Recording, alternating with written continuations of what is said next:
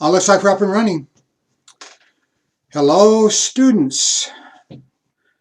This is Dr. Winkler once again, bringing you interesting information, I hope, on ancient civilizations. This is the Ancient Civilizations class, and this is lecture number 13. Lucky number 13. Now, we're discussing ancient Greece, ancient Greek civilization at this point. And remember, we were talking about last time about the success of the Greeks in meeting the Persian invasion. As I mentioned last time, after the Persian invasions, the Greeks are still thinking in terms, well, maybe the Persians will come back again, and we need to be prepared. Athens solicited money from a number of the states and said, well, you give us money and we will build a navy with it, and we'll use that to protect your country. Protect us all, I guess. But at this point, this is what happens. The Athenians take the money and they use it not for ships. Some of it probably does go for ships. But actually what they're using it for is to rebuild their Acropolis, their civic monuments, which are in downtown Athens. That money was not designated for that. So when the people that are donating the money to Athens complain, Athens gets pretty high-minded about it. And remember, they go over, they coerce people. If people resist, then there's fighting. Sometimes we not only call this the Delian League, sometimes we call this the Athenian Empire. Now, if you're being picked on, and these states are really too small by themselves to do anything about it, they can get together with each other. That's more formidable. But one of the best things you can do is appeal to somebody else who's a powerful state. And of course, the biggest, meanest guy on the block is Sparta. So they look to Sparta. I have a map here, kind of gives you an indication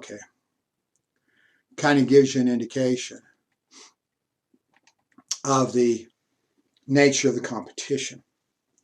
You can see right here, Athens is in Attica, right along this area. These areas, of course, are part of the Delian League. When Sparta gets involved in the war, the situation changes somewhat. Now, as you recall, Sparta is right here. Sparta gets its friends and its allies together, and you can see largely what Athens is holding is areas along the coast, where its navy can be more significant. Look at Sparta by comparison. Sparta has a tendency to control lands, or shall I say its allies, Sparta's allies, that, well, they're on the coastline, but they're obviously much more involved in the interior of Greece. So as the war progresses, this is virtually the classical standoff. Sparta's navy is very small indeed. It cannot really threaten the Athenian navy. Now, Athens has a good army, but do you really want to risk that against the Spartans in a man-to-man battle? Probably not a good idea. You might win, but there's a pretty good chance you might lose. The classical standoff. We have a naval power, a land power. Where are you going to fight? Sparta can't fight on sea, and Athens doesn't really want to fight on land. So this is what happens. Virtually every year, for years, Sparta invades Attica. You go in here. And you go in, of course, they're threatening, yeah, come out and fight us. The Athenians will not do that.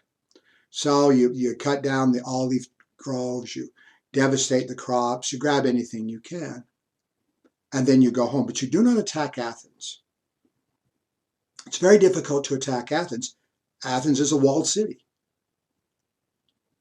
The Spartans really don't have the time and the resources to lay siege to Athens. So you come in, you devastate, you do everything you can to hurt Athens outside the city. To give you an idea of what Athens looked like at this time. The city of Athens is not on the coast. It is back a ways. As you know, the Acropolis, can we get another map here? Maybe not. The Acropolis, and I have been there once. It is essentially the old city. It is on a prominence. It's up a ways. And if you've got walls around that, that can be pretty challenging as far as taking is concerned. Well, you could cut it off because the resources, food, and everything else you need can come by sea. You notice what we have here? We have walls. We have parallel walls. These are what, about 4 miles long, going from Athens down to Piraeus, their port. Once again, in attacking, if the Spartans come over and attack Athens, probably not going to be successful. If they attack the walls, these parallel walls going down here, would they have a better chance of success? In all likelihood, they would have. On the other hand, similar problems exist. It's going to take a little while. You have to batter these down. The Spartans aren't hauling around large amounts of siege equipment. So we have this standoff. Can we look downtown Athens during the ancient time frame? Okay. This doesn't show you the slope, but it's relatively defensible. So in other words, the Spartans can devastate the area, but Athens has a navy, and Athens is wealthy. It's getting supplies from Piraeus up this, I guess the best way of looking at this is a walled road, rolled highway about 4 miles long. Let's go back to our map. Now, we have another issue. Sparta has this navy. So what does Sparta do with it? Well, they can't be the Spartan Navy. The Spartan Navy is too small to worry about. So what they actually do is they raid the coasts. And it's a little hard to raid the interior down here. So the Spartan Navy comes out. Yeah, you go along the coastline. You look for opportunities, places where there are few troops or no troops. And then you get your men on board. I should say get men off the ships. You get them off the ships.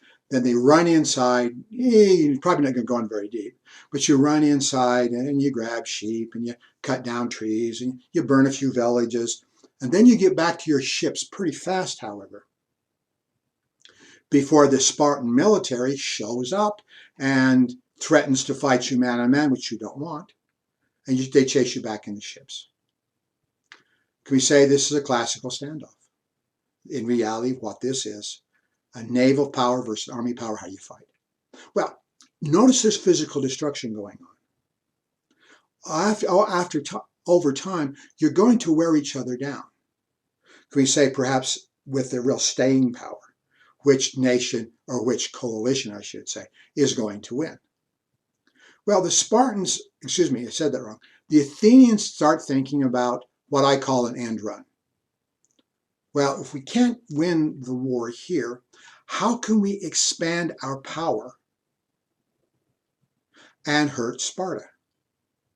Well, they come up with the idea, the Athenians do. Let's go over and we'll get Sicily. We'll take Sicily. Remember we talked about this earlier when we was talking about the Greek colonies and their expansion. There are Greek states all along here. Actually, there's Greek states, remember, up here as well. Naples was probably originally a Greek city. So the Greeks are represented over here. Now, they're not really directly involved in the war so much, but Athens thinks if you can get a coalition over here, that you can go over here and get allies. And you have additional amounts of resources, which you can actually use to deploy against your enemies. Negotiations fail. These people really don't want to get involved. So why don't we just conquer them? So Sparta, excuse me, I keep saying that. Athens takes its navy. And Athens takes its navy over here, transporting an army over to Sicily. It ends up, sometimes we call this the Sicilian expedition. It ends up in a disaster. Rather than having the Athenians become victorious at this time frame, in reality, they're defeated. Their armies are defeated, the men are captured, they're sold into slavery. Now Athens has lost a very important resource. Can we say that the Sicilian expedition is really the turning point in the Peloponnesian War? And it probably is. So now Athens has lost resources without building themselves up. So it's actually Sparta that now has a stronger power base. Sparta even works to build a fleet. So now we have the premier land force with a naval presence. And then they go on the offensive. And very important to remember this, they defeat Athens. Athens loses in the Peloponnesian War. Well, what does that mean? That's devastating. Can we say that's devastating for Greek civilization? I already mentioned this about the Spartans. Artistically, literarily, they're backward. They're not strong as far as what we call civilization in any real sense. This is not a victory for people who are going to build better monuments. This is not a victory for people who are going to write better poetry. This is a victory of a relatively crude people over relatively advanced people. Now, what does Sparta do? Well, they come into Athens. And they come into Athens and they decide that they're going to remake the leadership. Get rid of these people that were literally negative on Sparta, replace them with their own men. And replace them with their own men, these people will essentially do your bidding for you. They strip Athens of its holdings, the Stelian League. Athens is allowed to survive largely, and of course they have to pay tribute, which is going to keep them impoverished for a while, over to the Spartans. This has a number of repercussions. I've already have on your course, on your study guide right here. This is devastating to Greek civilization. It clearly is. But we started out, at least I started out this discussion, when we were talking about Athenian democracy and how it's representation of the people. I'm so modern in my thinking. I like democracy. I think it's a good form of government. I think the more people participate in government, the more they have something at stake in government, the more you have people participating in government, you have better ideas rather than just a clique or a person who's calling all the shots. But now democracy is getting a bad name. It actually looks bad to a lot of people. One of the reasons for this is that it was the democracy that voted to go to war in the first place. It was democracy that set up the Athenian Empire. I think after the Persian Wars, the Athenians got stuck on themselves. We're pretty cool guys. We can do no wrong. Backing off the Persian Empire, can we say that was stunning? However, their optimism is somewhat misplaced. You really do need to have more rational thinking and quit going out on a limb. Going out on a limb got them beat. Now, remember, I don't test on dates. I think I mentioned this to you earlier. I give you dates. That's for your reference marks. But I want you to look at this one date, however, and look at 404 BC as the time when Athens lost the Peloponnesian War. What's the big deal about that date? A few years later, Socrates is going to be condemned to death because he makes people nervous. I will come back and address this when we're talking about Socrates. But this is a bad time to bother people or question people because there's going to be an amount of paranoia, which we're going to see in Athens. And maybe that's one of the reasons why they came down on him and condemned him to death. Now, I'm not going to say that as democracy is getting a bad name, that it completely disappears at this time frame. Because in 499 BC, when Socrates is brought up and condemned, he's brought up in front of the Boule. Remember this council of 500 men. But I do want you to remember that democracy is getting a bad name. Well, let's back off. Been talking about historical events. Let's back off and start talking about, well, Greek civilization. What are the Greeks doing? Always a historian. Why don't I start with history? Let's start with history. Sometimes we say the first great Greek historian, and some people want to argue one of the first great historians anywhere in the Western tradition is actually Herodotus. Now, Herodotus, look at his dates. We believe he was born around 485, give or take a few years. He's got a long life. That's pretty good. What's that, 60 years? For his generation, for this time frame, that's a long life. He's long enough to have a lot of experiences. He's long enough to do a lot of research, and it's long enough to do a lot of writing. Sometimes Herodotus is called the father of history. Well, a lot of the books of the Bible are older than this.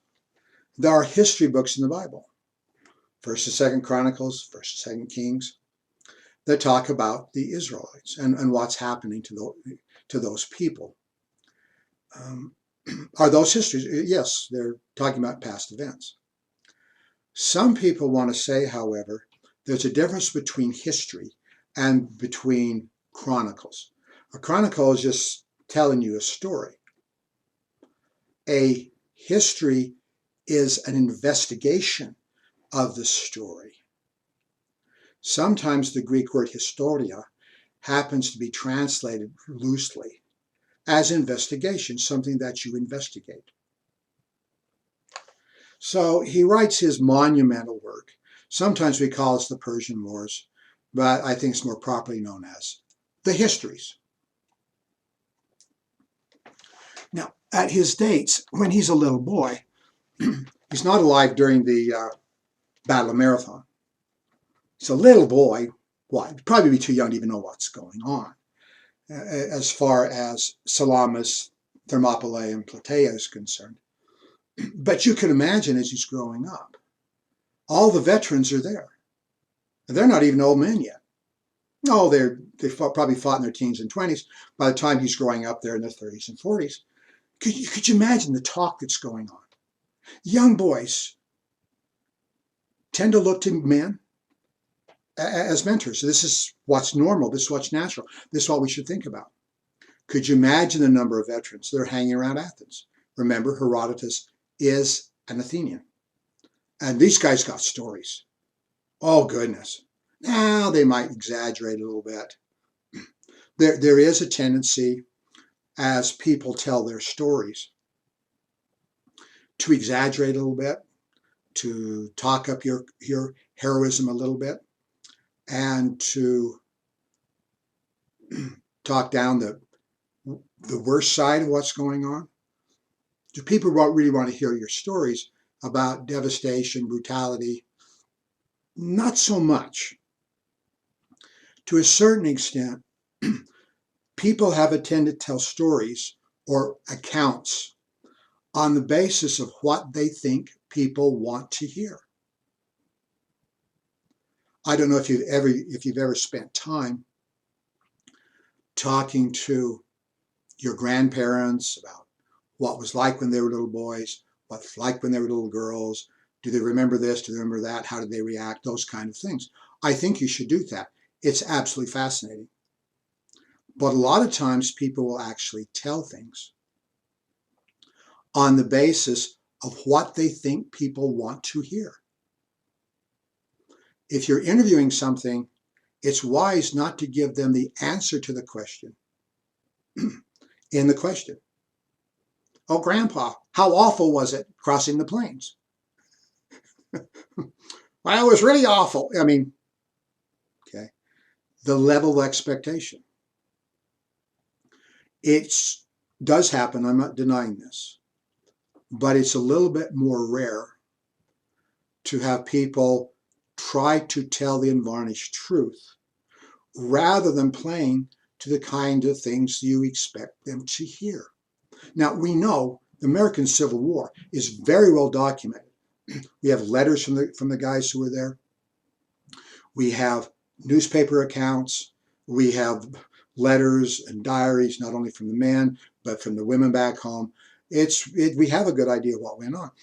But there's a tendency, as the men recount their stories later on, years, decades later on, that they tend to say, well, we didn't really hate each other all that much.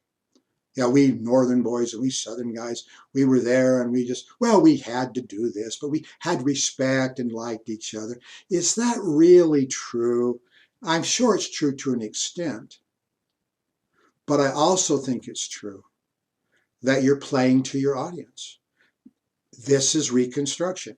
People are trying to sew up the nation's wounds. They don't want to continue to talk about the viciousness, the brutality, and the murder of the war. We want to talk about things differently. So we have to be careful on our sources. And I would think that what Herodotus was hearing, that people wanted to hear, was the glory and the victories. Now, Herodotus is sometimes a little bit more edgy than you would think he should be. For example, he talks about one of our first recorded cases of post-traumatic stress disorder, because there was a man in the Athenian army. He went into battle and he went blind. According to Herodotus, he went blind. There's nothing wrong with him. He had been whacked on the head. There's no wound. He just went blind. His mind had shut off his ability to see. And the guy was living in Athens later on. Well, obviously something psychological happened to the man. Now, that's not really heroic. That might be of interest.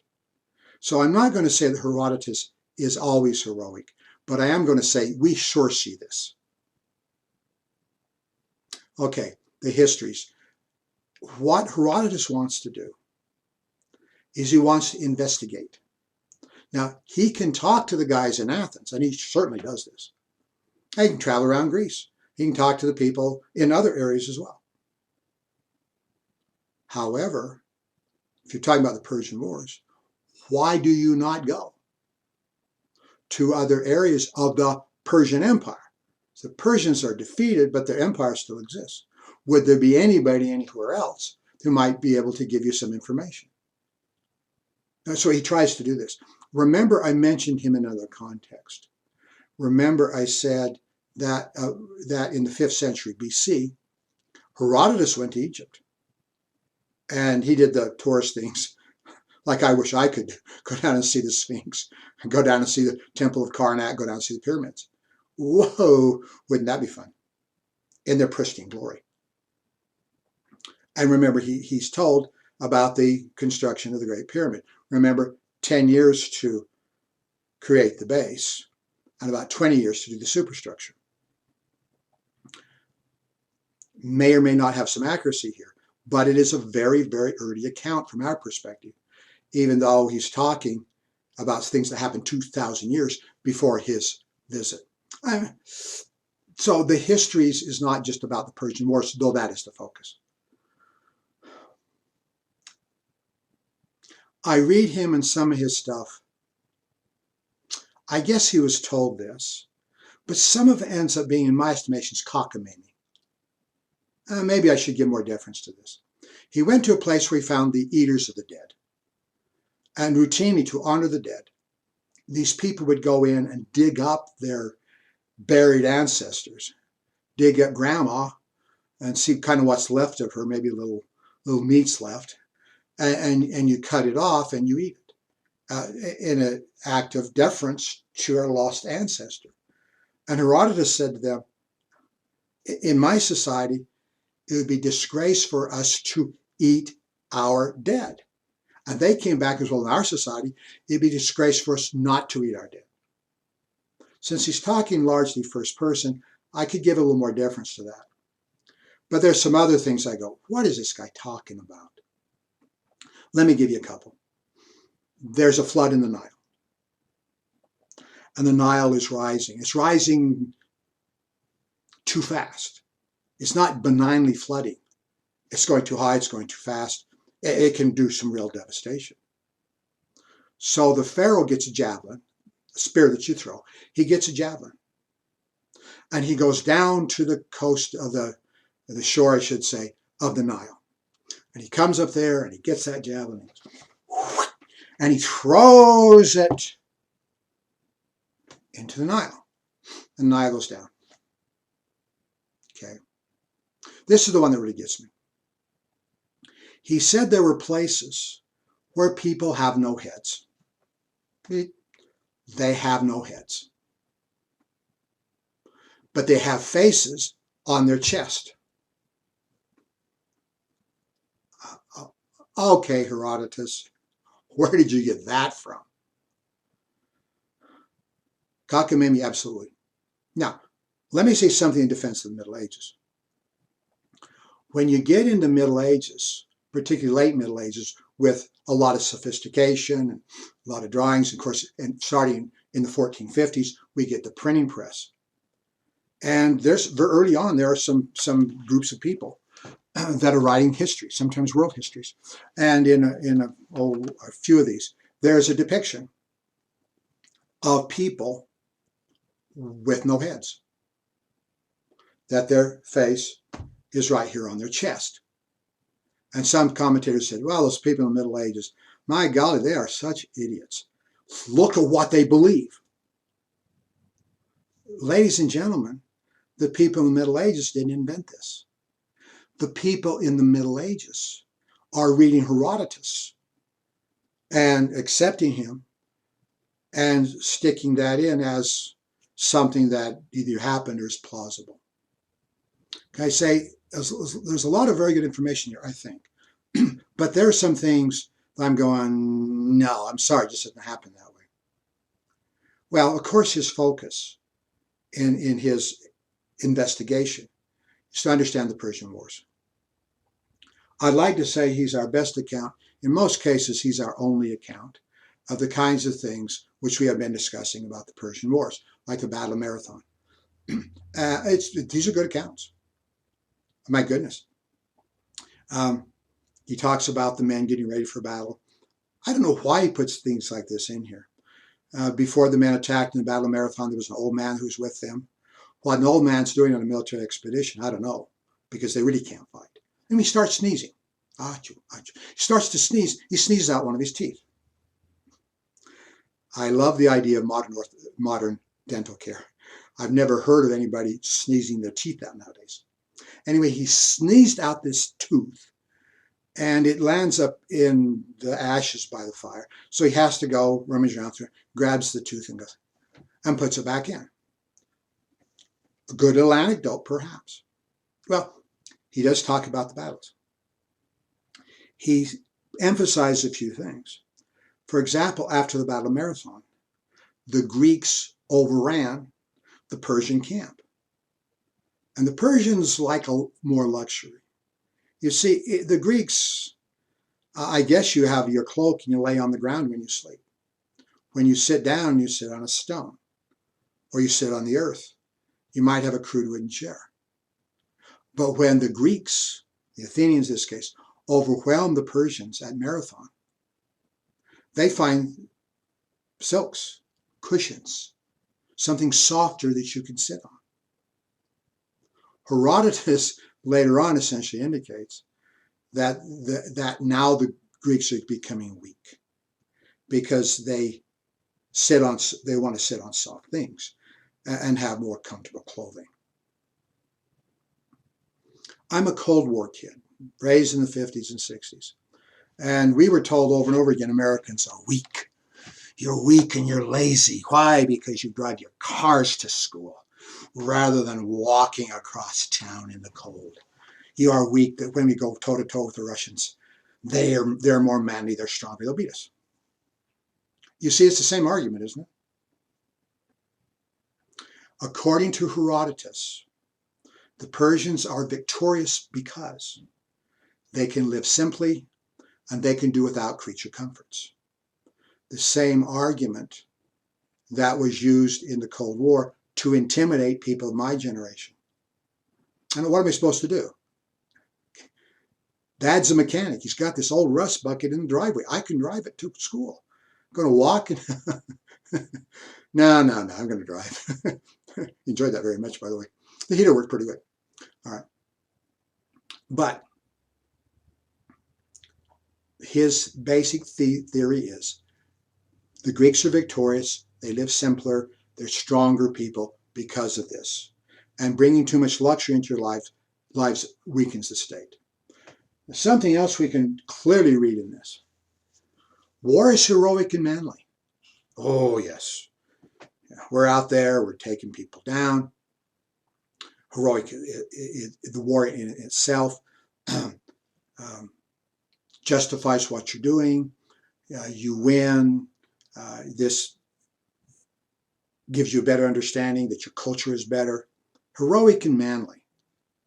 Like it's a sporting contest in which, because our coach is better and our team is better practiced, and we have the laurel of victory, we beat the other team by a touchdown.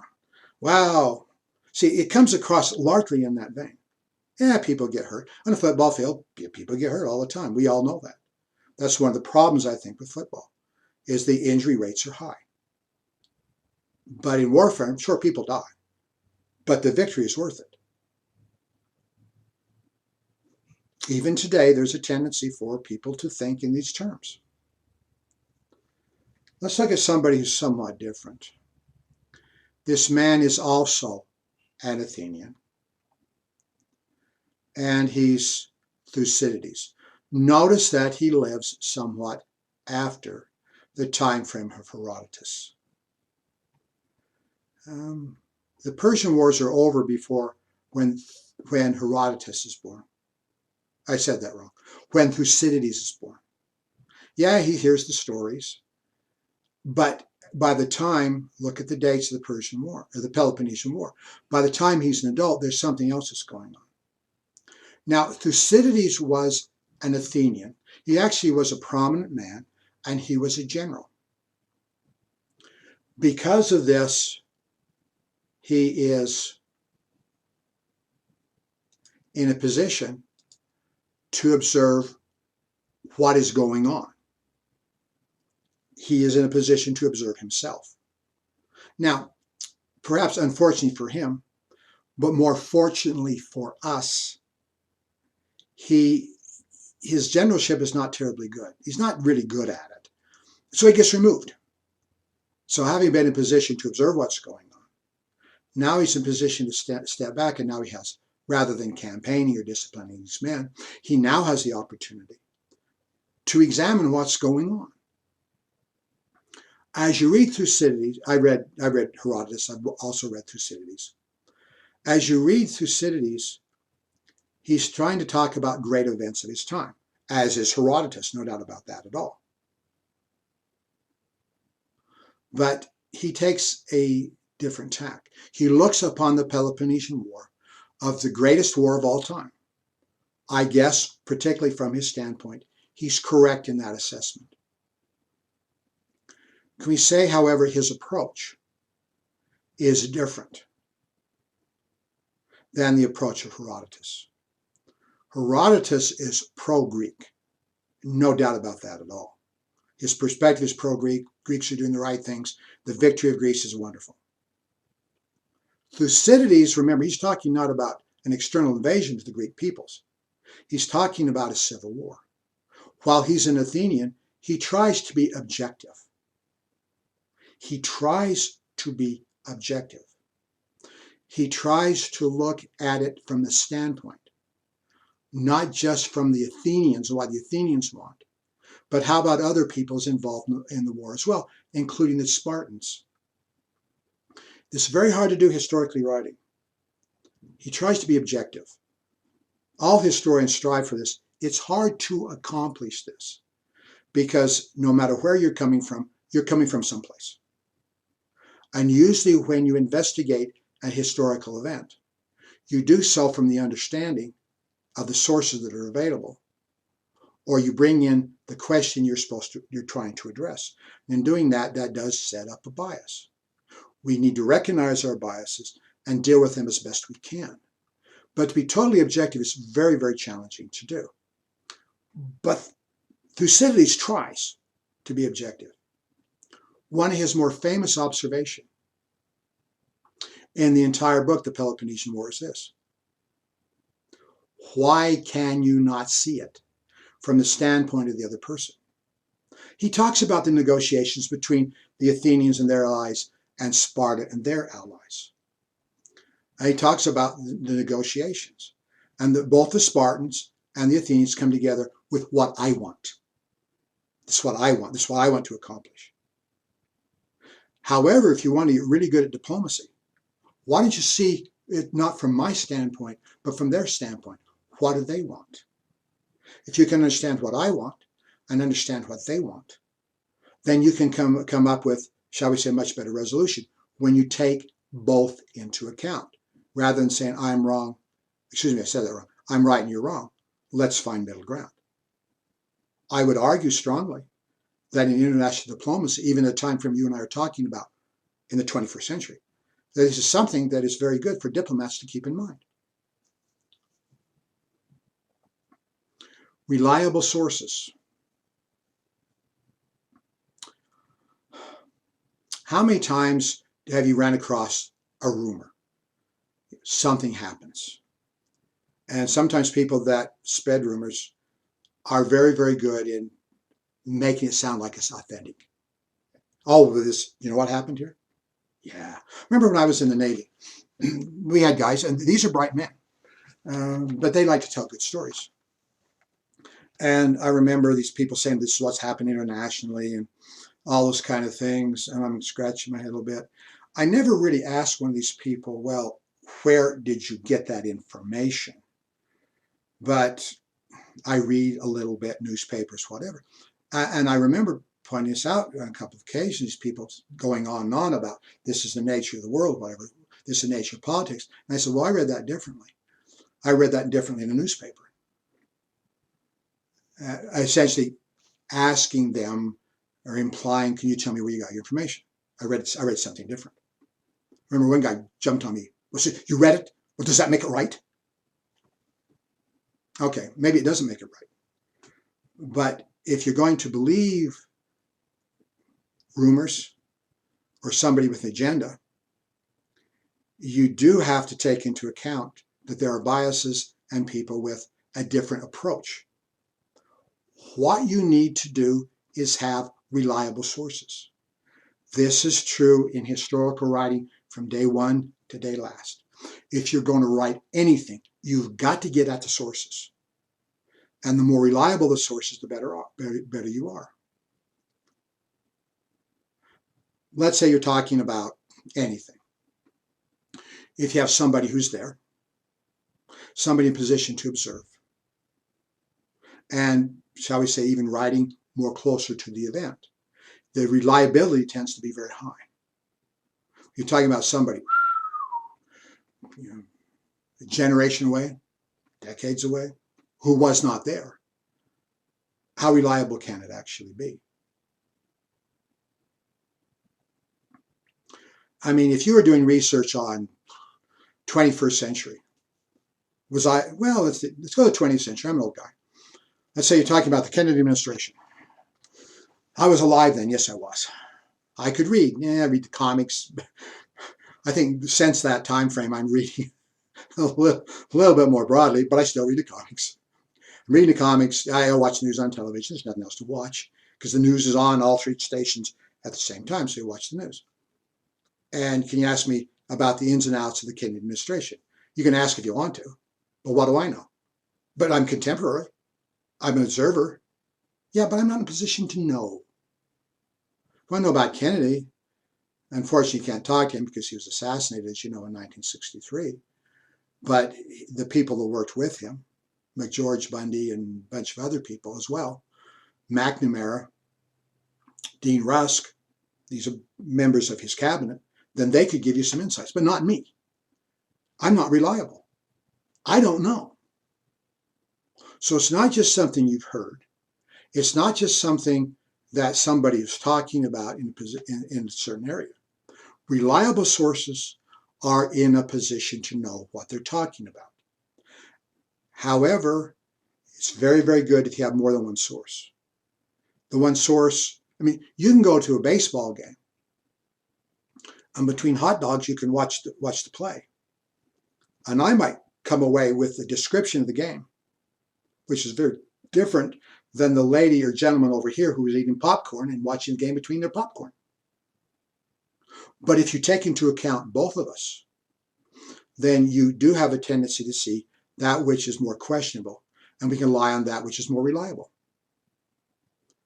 Can we say, though we talk about Herodotus as being the father of history, Thucydides is actually the father of more careful histories, the ones that you and I are more familiar with? He takes a different approach. Herodotus says war is heroic and manly.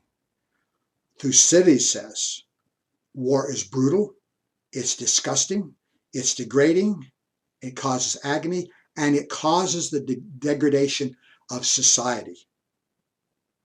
Your mores, your ideals in society tend to collapse. People become more cynical when they're talking about reality, and they become less optimistic. He's fascinating on numerous levels. One of which is it's a psychological study of men at war. I mean, he brings all kinds of things in here. One of the issues is this, and I was quite impressed with this analysis. When men go to war, they wear shields and armor. They wear shields on their left side. People tend to be right-handed. So you have a shield which protects your side. Essentially, since your heart tends to lean somewhat to the left, it's a pretty good idea to have a little bit more protection on this side than the other side. Now your right arm, remember most people are right-handed. Even people that are left-handed, since we live in a right-handed world, a lot of people that are left-handed learn to do a lot of things right-handed, even though they are left-handed. Well, so you're wielding your weapon out here, usually a spear. And if the spear doesn't work, sometimes you can pull out your sword. But this is where you're fighting, and this is where your protection. Now you have a shield wall. You have a bunch of guys marching together. If you're in the group, you're protected by your shield, but the man on your right protects your right. See, he's over there with a shield on his left, which has you're still using your weapon, but tends to protect you on your right. How about the guy on the far right of the formation? There's nobody on his right. There's nobody there with a shield to protect him. So rather than boldly pushing through in an engagement, the farther he pushes, the more he's exposing his vulnerable side. So there's a tendency as you advance, these men advance, to pull back. The guy on the right pulls back because in doing so, he has offering more protection to his vulnerable side, which means the guy next to him, the man's pulling back from him. So all along the line, you advance, but you advance as the right pulls back. I think this is an extremely interesting evaluation of the kinds of things that happen. He's not really as good as modern historians. One of the things he does is he records speeches. Now, let's go back up here to Pericles. Pericles is known as the leader of Athens. Unfortunately, he helps lead them into the Peloponnesian War, but he's also important for the building of monuments. And he's famous for his orations. At the beginning of the Peloponnesian War, he gave funeral orations. He got up there and said, people of Athens, this is what's at stake, and be strong and be good. That's good literature. It is good literature. But Thucydides and the people of that time frame don't really have a mechanism of shorthand. So Pitman's not really invented until like the 19th century AD. Did Pericles have notes? Probably. Did he give Thucydides the notes? We don't know. But there was no way to take this down as it was presented verbatim. So you're dealing with memory. And we often look at Pericles' orations, his funeral orations, as great literature. Well, actually, it's Thucydides that are writing these down. Probably the expression, the ideas might be Pericles, but the expression is Thucydides. In effect, Thucydides can get more credit for the brilliance of literature in this case than probably Pericles. So Thucydides is a very talented writer. There's no doubt about that at all. There's something else. He talks about the negotiations between the Spartan groups and also between the Athenians. And in doing so, he tends to give statements verbatim. He said, the response was this. Now remember, we really don't have a mechanism of writing this down word for word, verbatim. Since you can't do that, we have to say that the information there is questionable. And I'm going to punch out a little bit farther and say highly questionable. Modern historians really would not do that. So there's a weakness in the kind of thing that Thucydides is doing. Nonetheless, his work is very impressive. War is brutal and degrading. I took a Greek history class at Utah State.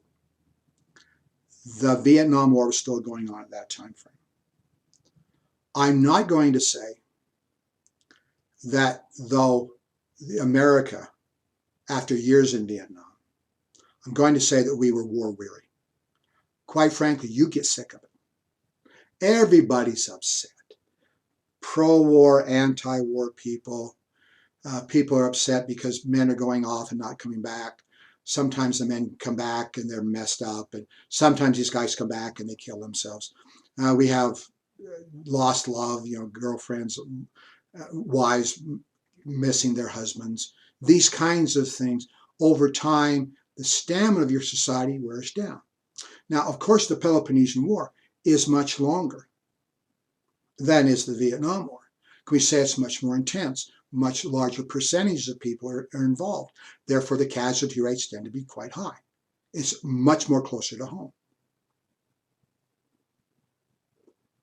And for this class, the professor had this kind of idea of reading. Why don't you read 1,000 pages? And it's up to you what you choose. Well, I happen to choose to read Thucydides. After all this time, I still remember how I felt when he was talking about the expedition where the Athenians went over here to attack Sicily. Remember, this is not courageous and manly. This is not manly. This is degrading. This is brutal. Quite frankly, it's quite awful. They're defeated. They're captured. They're put in pens. They're exposed to the elements. It rains on them. They don't have covering. They don't have adequate food. The water is just kind of mud puddles. And these men die. And the only thing, a lot of them die, I should say, and the only thing they really have to look forward to in the miserable years they have left in their lives is slavery and probably death. That struck a chord in me. Wow. But see, remember, we're talking during Vietnam. Maybe it was a reaction I had because my feelings about war were adjusting to war weariness. I wondered if it was just me, time, and a place. That's a long time ago now. That's close to 50 years ago. At least well over 45. Any event. So I decided a few years ago, well, I'm going to read it again. I brought a different set of eyes with me. No doubt about that at all. I saw a few things, having been more experienced in history now than then. So I saw a few things differently. And remember, I remember going into these conversations and negotiations going, come on, Thucydides, you can do better than that. But then I got back to the Sicilian expedition. These men in degrading situations trying to survive, and then they're defeated in battle. Either Thucydides hadn't changed, or I hadn't changed. But I had the same kinds of feelings. many years later than I did decades before when I first read this. I am a big fan of Thucydides. Now, there are, and remember, Thucydides has been around for a very lengthy period of time. When you read the Roman historians, they're writing later, you do have a tendency to see what I consider to be an influence of Thucydides. Shall we say more realistic battlefield descriptions. Yes, the Romans are manly and courageous. But I'm going to say that attention to detail, the use of good sources, probably goes back more to Thucydides than Herodotus. So I'm going to argue that Thucydides influenced the writing of history for many centuries to come. Now, since Thucydides has been around for a long time, hundreds of years, thousands of years, really, there's had, generation by generation historians have had the opportunity to read him. Can we say his reputation, his impact, how he's assessed has gone up and down somewhat. Sometimes I think it's a little bit generational. One generation tends to like him more than others. Another generation might like him less. When I was at Utah State taking Greek history, I remember the professor got up and he did not like Thucydides. He put him down. He said, look what was going on. At exactly the same time, Thucydides is researching and writing about the Peloponnesian War. He's in a position to judge the birth of drama. He's in a position to judge and talk about the buildings on the Acropolis, the Parthenon, the poetry of Pindar and a bunch of other people at the same time. Thucydides decides not to write about those things, and he decides to write about war. Of course, the professor says war's awful, we shouldn't study it. I don't agree with him.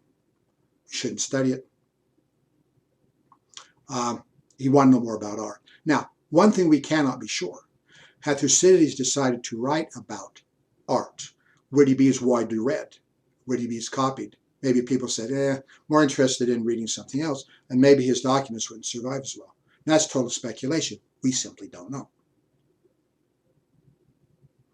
Would it be nice to know more about the poets? Would it be nice to know more about drama? Would it be nice to know more about architecture and sculpture? Of course, we would like to know more. But to say ultimately that Thucydides is not telling us something that's worth knowing, I think that's a misfire. How many times in the last 2,400 years has humanity been involved in war? And I believe that sometimes it's not understanding the nature of war. Maybe societies would be a little less likely to go to war if they really looked at it from the harsh reality that it is. Taught the World War I class a number of times. And I do make a point, at least in my opinion. One of the reasons why we go into World War I, which is the keystone, shall we say, that really starts the violent 20th century. I think if people thought more about the cost of war, what really happens in war, rather than glorifying war, maybe better decisions could have been made. And maybe even in the optimist again, maybe they would have not done it. See, in my opinion, Thucydides has something to say. Thucydides has something to say that's very relevant.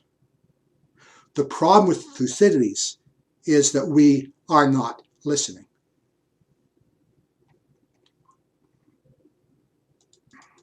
Art. Well, art, painting, sculpture, architecture. Hey, let's lighten up a little bit, all right? Art, painting.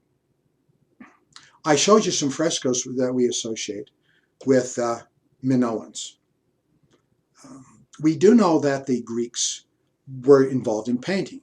We have accounts of painting. The challenging aspect of this is really very little of that survives.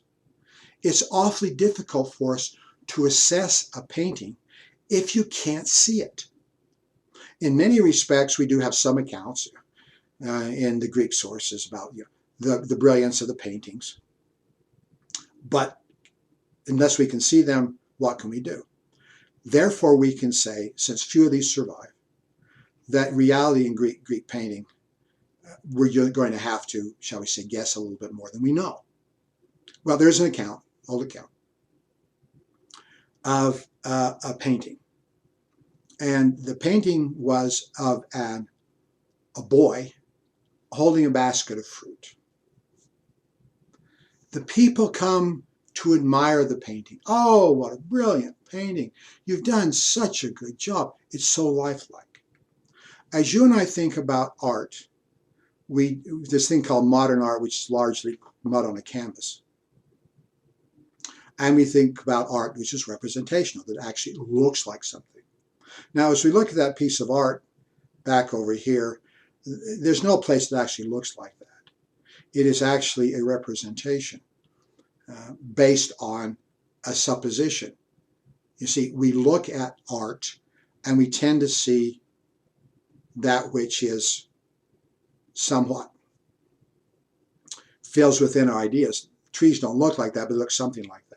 If we look at these other one, that is supposed to be a little bit more of a representation. That is a repainting of a painting by Albert Bierstadt about the high mountains and the Rocky Mountains. So just looking here, we have two kind of representations. Can we say, from what we understand about the Greeks, what they want to do is have something more like this one back here that looks more accurate as to what we're representing. In other words, have a painting that looks as lifelike and as realistic as possible. Let's go back to the story. The boy is there. The boy is being painted.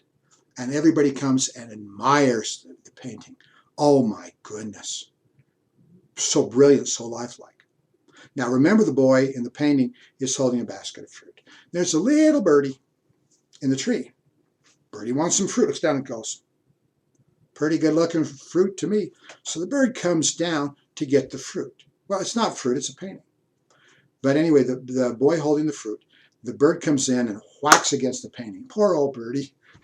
Little stunned going, I'm sorry about that. And gets up and flies away.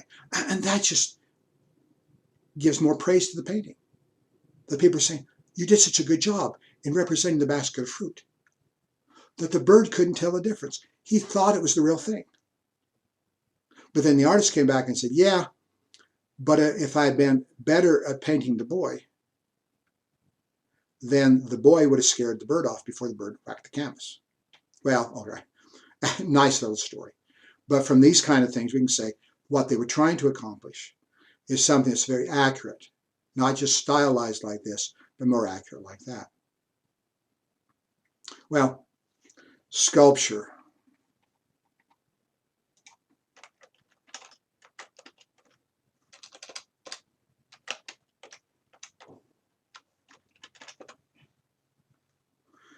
Let's take a look at Greek sculpture. Very adult only. Well, let's not look at that one.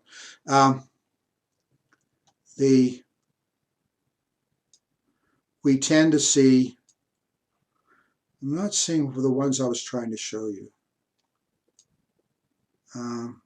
Okay, we have representations of women. One of the things, now this is not actually the item itself, this is a reproduction. The actual item there is sculpture, which is on a building, which is on the Acropolis in Athens. Maybe this is a better one right here. Now that figure has been damaged over time. The head is missing, as you can see.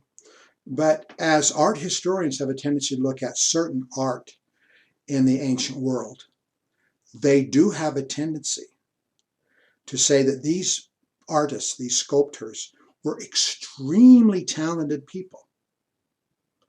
As we look at the Renaissance, which is also very famous for sculpture, and we get the assessment by art historians as to who the most talented sculptors were of the age, we tend to think in terms of Michelangelo and Bernini. I don't think I've ever seen anything by Bernini, but once Long time ago, close to 40 years ago, I happened to be in Rome. And I saw a few things by Michelangelo. Once again, I'm no art critic, but what I saw very much impressed me. Though we don't know the names of the sculptors, some of these sculptors in ancient Greece were every bit as talented, and it is very good, his very work is comparable to both Michelangelo and Bernini. So we have to be very impressed with what they did. Once again, now some of these originals do not survive. Sometimes we know about Greek sculpture from Roman copies. And this is also some kind of copy. Shouldn't be showing you copies, I should be finding the ones, can we say, that are more authentic. Give you an idea as to the skill involved. I don't want to pull up too many nude figures here to offend people. Now, once again, that is a representation. I'd like to show you the real thing, but I'm not seeing it very easily. One of the things I'm going to point out here is that the Greeks liked the human form. The Greeks thought the human form was beautiful. And very often we see in Greek sculpture the representation of the human form with sometimes peekaboo clothing, sometimes very revealing clothing, and sometimes no clothing at all. To a certain extent, we call this the classical nude. How about ancient Greek here? Maybe this a little bit better. Now, when we get to the Renaissance, remember the Renaissance, which is at the very tail end of this course. When you get to the Renaissance is a rebirth of classical forms of art and literature. That's our basic definition. So sculptors like Michelangelo and Bernini start showing the human form very often with little or no clothing. One of the most magnificent and well-received piece of sculpture by Michelangelo is David. And David is completely and absolutely in the buff. Well, how would you get away with this? If you go back to Christian sentiments like during the Middle Ages, you look at sculpture and art, you don't see the nude. But because you're representing the classical nude, the Greek nude, later on the Roman nude, in art forms, you do see the nude. And this is very acceptable. So art for art, well, Renaissance up today, the nude is often represented. The skill involved here is quite remarkable. See if that's an original. Now, one of the things I don't have here is bronzes. There were a lot of bronzes which they created. So it's not just working in stone, they're working in other media as well. Let's now take a look at architecture. We're at right here. Let's pull up the Parthenon.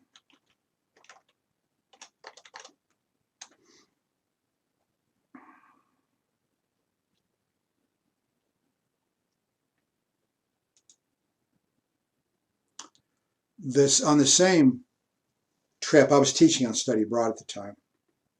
Same trip, I visited Rome and saw some of the magnificent sculptures there by Michelangelo. The David, however, was not in Rome. The Pietà, the Moses are in Rome. David is in Florence. In any event, we take a look at the structure. And, well, I was going to say I was there. I'd heard stories about it, read about it, and had Greek history about it. I very much wanted to see it. When I was there, they wouldn't let you near it. I guess they're arguing that your breath, I guess the carbon dioxide in my breath could degrade this. I don't know. There's probably some other things in my breath they don't like. Hopefully I brushed my teeth and used mouthwash that morning, but there might be something there. I might touch the stones, yeah. There's oils on my hands. They don't want you on it. And even the fact that you are walking, though this is, pretty advanced stone, pretty heavy stuff, that over time, thousands and millions of people walking, just pushing it down a little bit, would in fact have a tendency to degrade the building. I wanted to get close to it. I wanted to be able to examine it very carefully. In reality, I didn't really have that experience. I was quite disappointed. I wanted to have a closer experience. Now, to see it and adore it, however, at least I got that. We say the Parthenon is one of the most beautiful buildings ever. Let's look at it and see why. What the Greeks were attempting to do is to create something that's aesthetically pleasing to the eye. The eye plays tricks on us. For example, if you had a row of columns, and maybe this representation, this photograph, gives you an idea of the length of columns. And you can do measurements like on telegraph poles. You know they're perfectly perpendicular. You know that because you've measured that. But you line these up and you stand back here, take a look. They look like they're more narrow in the middle. They're not, but that's the way it appears to our eyes. As you look down a column of these things, there's a tendency for the middle to look more scrunched up. Now, it's not. We know the distance is correct, but our eyes are playing a trick on us.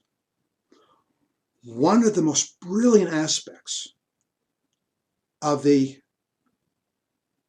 building is to distort the building itself somewhat to account for how our eyes misperceive what's going on. So as you take a look at the columns, rather than looking at the columns like down here, rather than saying they're perfectly spaced, which would look odd to us, they're a little bit wider. So as you stand here, let's say, and look down in this direction, it tends to look more normal. And as we look at the columns are not straight up and down. They tend to bulge out. We can see this a little bit more over here, can we not? We can see the bulge out a little bit as they go up. Once again, that has a tendency for it to compensate for our ideas and what we're actually seeing. The ratio is very important. Sometimes this is called the golden mean. You take the relationship between the width of the column and the height of the column, it's about 8:1. As you look at human beings, what is the relationship largely between the size of our head and the length of our body? It's about the same. Can we say that as we look at human beings, that looks natural to us and looks normal to us? That is a ratio which we like. If you take a look at this building, what they've tried to do is have the ratio properly. So you and I will look at this and it'll look good to us. In your mind's eye, just simply do this. Take a look at the Parthenon and say, let's extend the height maybe twice to what it is. It would look like spaghetti, wouldn't it? It'd be too high. Let's once again play another trick on ourselves. Let's take the building itself and bring it down to maybe half as high. Then it looks like it's sitting on a bunch of marshmallows. Any other proportion would look odd to us. So what they're trying to do is compensate for our eyes. The sculpture on the Parthenon really exists only in fragments.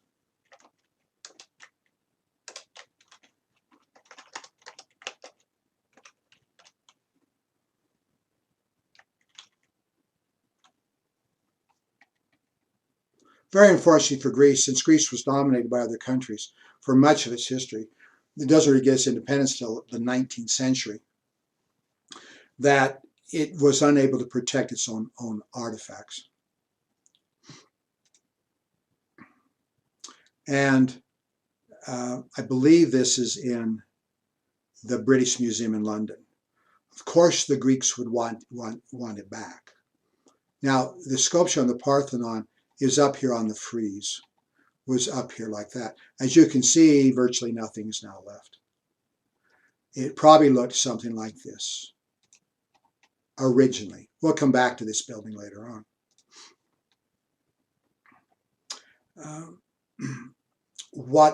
And I've been to the British Museum. My eye is not acute to understand enough, but what I was told is this. If you're standing down here, for example, and you're looking up at the art on the top, and remember when you were a little boy, little girl, you go up and see mommy and daddy. I remember this. Look, I'm down here, and wow, legs look really big. Head looks really high. Well, how about looking at your sculpture? It does look a little bit distorted. However, apparently on the sculpture, the lower level of the sculpture tended to be a little smaller proportionally than the higher level of sculpture. So as you and I are standing down here, looking up at the Parthenon, they don't look as distorted. Well, to a certain extent, some of the brilliance of this building is somewhat accidental. Now, we know in ancient times it was painted. So going and seeing all these magnificent white marble, that really wasn't the intention. They would paint them. Of course, they had no means of taking the paint and have it actually fuse with the stone. So, of course, weathering, it would slough off over time. So, paint it and repaint it. Well, if nobody's taking care of it after a while, you don't paint it anymore. It's costly. It's a very well constructed building. It was in a very good state of repair until about 1687, when it blew up. The Turks were controlling Greece at that time frame, and they used the Parthenon as a magazine to store gunpowder. Very unfortunately, in 1687, it blew up. As we look at, let's see if I can find some, on the other side, I'd like to show you a picture of the other side. We don't often see the photographs of the other side because it looks like an explosion. I can't see anything right here. It looks like it exploded, and you can actually see where a little bit helpful. You can kind of see right here when an explosion blew it out. There's been talk, restorations, how good you can do, and I'm not really sure about the progress on that. And we believe it looked something like that in its pristine glory. However, you don't have to go to Greece and stand off too far away to actually be able to appreciate it. The only full-scale model that's available in the world is in Nashville, Tennessee. I've been there once, wonderful experience. It has been recreated. The Centennial, I guess Nashville's probably close to 200 years old now. In any event, they did a recreation of some important buildings, and which included the Parthenon. So they built a full-scale reproduction using the highest quality of concrete that was available at the time. If you want to see the Parthenon, don't go to Athens, go to Nashville. When I was in Nashville, I went to the Grand Ole Opry, saw the wonderful country music, dropped in a few honky-tonks. I'm drinking soda pop. Honky-tonks are bars, but they have Western music. I had a great time, but the Centennial Park was the real killer. I really, really enjoyed that experience. Inside it, there's a museum. We don't know exactly what the Parthenon looked like. So let's go to Parthenon and in the interior. And what the people of Nashville have done is to get representations of all known sculpture that is associated with the structure itself. Now, this is the interior of the full-scale reproduction in Nashville. I wanted to go, but I heard that they were talking about a full-scale reproduction of the goddess Athena inside of it. And I didn't want to go before it was done, so I was able to wrangle a visit later on. And you can see there's suppositions involved. We're not exactly sure what she looked like.